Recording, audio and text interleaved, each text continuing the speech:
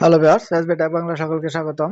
আজকের ভিডিওর মূল বিষয়বস্তু হচ্ছে 2024 সালের উচ্চ মাধ্যমিক সার্টিফিকেট এসএসসি পরীক্ষার প্রধান পরীক্ষক হওয়ার তথ্যাবলী অনলাইনে এন্ট্রি সংশোধন মুছে ফেলা প্রসঙ্গে উপযুক্ত বিষয়ের প্রেক্ষিতে সংশ্লিষ্ট সকলের অবগতির জন্য জানানো যাচ্ছে যে ময়মনসিংহ শিক্ষা বোর্ডের আওতাধীন উচ্চ মাধ্যমিক পর্যায়ে সরকারি এমপিওভুক্ত ও বিশেষায়িত শিক্ষা প্রতিষ্ঠানে স্কুল অ্যান্ড কলেজ কর্মরত সকল শিক্ষকগণকে প্রতিষ্ঠান প্রদানের মাধ্যমে আগামী ৭/৬/২০২৬ থেকে ২৫/৬/২০২৬ তারিখের মধ্যে বোর্ডের ওয়েবসাইটে ইনস্টিটিউট প্যানেল এবং ইটিআইএফ প্রবেশ করে প্রয়োজনীয় তথ্য দিয়ে নিম্নলিখিত নির্দেশনা অনুসরণপূর্বক নাম অন্তর্ভুক্ত সংশোধন মুছে ফেলা যাবে।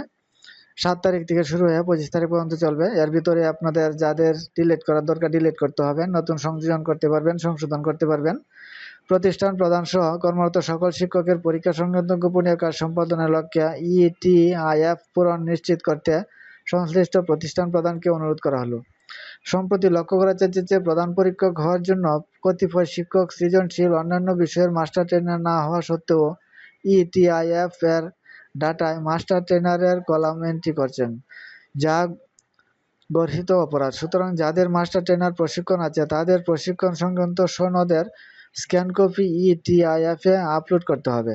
সম্মানিত শিক্ষকবৃন্দের অনেকেই তাদের পরীক্ষার ফলাফল তথ্যে এসএসসি, এইচএসসি, স্নাতক পাস, স্নাতক সম্মান, মাস্টার্স, বিএড, এমএড, পিএইচডি ইত্যাদি পরীক্ষা প্রাপ্ত বিভাগ, শ্রেণী, জিপিএ ইটিআইএফ এ নির্দিষ্ট কলামে এন্ট্রি না করে ফাঁকা রাখেন। অথচ প্রধান পরীক্ষক হওয়ার ক্ষেত্রে ফলাফলে সুনির্দিষ্ট পয়েন্ট রয়েছে। সুতরাং উক্ত কলাম সমূহে স্ব প্রাপ্ত বিভাগ, শ্রেণী, জিপিএ এন্ট্রি করতে হবে এবং সার্টিফিকেট সমূহের স্ক্যান কপি আপলোড করতে হবে।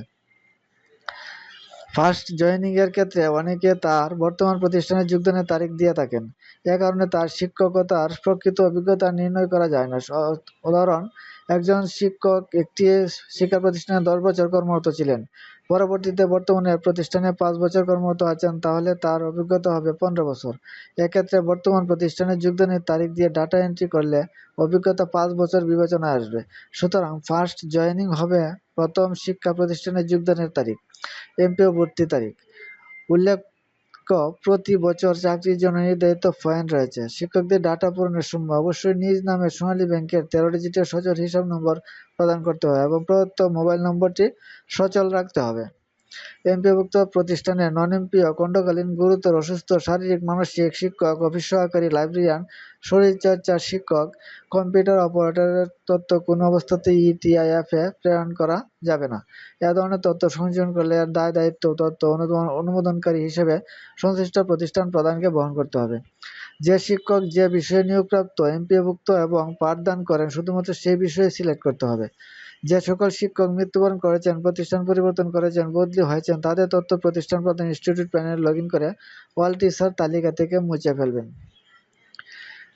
প্রতিষ্ঠানে কর্মরত শিক্ষকগণের তথ্য অনলাইনে প্রেরণ শেষে হার্ড কপিতে সংশ্লিষ্ট শিক্ষকের স্বাক্ষর নিয়ে প্রতিষ্ঠান প্রধান সংরক্ষণ করবেন। প্রয়োজনে বোর্ড সেগুলো তলব করবে। ইটিআইএফ পূরণে কোনো তথ্য গোপন বা অসত্য তথ্য সংযোজন করলে এর দায়-দায়িত্ব তথ্য অনুমোদনকারী হিসেবে সংশ্লিষ্ট প্রতিষ্ঠান প্রধানকে বহন করতে হবে। যে সকল শিক্ষকগণ ইটিআইএফ পূরণ করেছেন তাদেরকেও এবছর প্রয়োজনীয় তথ্য সংশোধন এবং সার্টিফিকেটের স্ক্যান কপি আপলোড করতে হবে।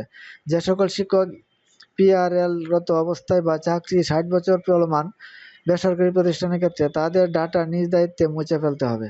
এ বিষয়ে প্রয়োজনীয় ব্যবস্থা গ্রহণের জন্য প্রতিষ্ঠান প্রধানকে নির্দেশক্রমে অনুরোধ করা হলো। নির্ধারিত তারিখের পরে পাঠানো কোনো তথ্য 2026 সালের এসএসসি পরীক্ষার জন্য প্রযোজ্য হবে না। হ্যালো ভিউয়ার্স, আজকের ভিডিওটা এ পর্যন্তই ছিল। যে ময়মনসিংহ শিক্ষা বোর্ডের আওতাধীন যারা উচ্চ মাধ্যমিক এসএসসি পরীক্ষার খাতা দেখবে তাদের তথ্য আপলোড করতে হবে।